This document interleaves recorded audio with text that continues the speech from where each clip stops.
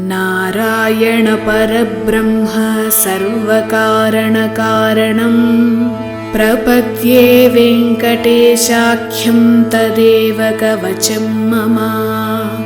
सहस्रशीर्षा पुरुषो वेङ्कटेशः शिरोवतु प्राणेशः प्राणनिलयः प्राणं रक्षतु मे हरिः। आकाशराट् सुतानाथ आत्मानं मे सदावतु देवदेवोत्तमः पायाद्देहं मे वेङ्कटेश्वरः।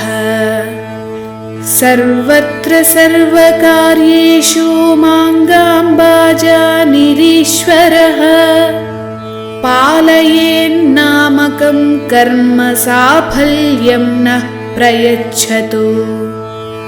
य एतद्वज्रकवचमभेद्यं वेङ्कटेश्वरः सायं प्रातः पठेन्नित्यं मृत्युः तरति निर्भयः। नारायण परब्रह्म सर्वकारणकारणं प्रपद्ये वेङ्कटेशाख्यं तदेव कवचं मम।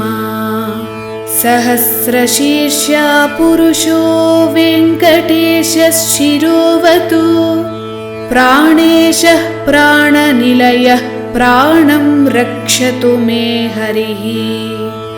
आकाशराट् सुतानाथ आत्मानं मे सदावतु देवदेवोत्तमः पायाद्देहं मे वेङ्कटेश्वरः।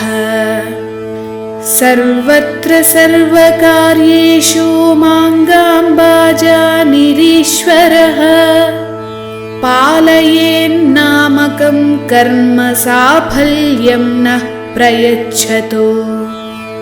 य एतद्वज्रकवचमभेद्यं वेङ्कटेश्वरः सायं प्रातः पठेन्नित्यं मृत्युः तरति निर्भयः।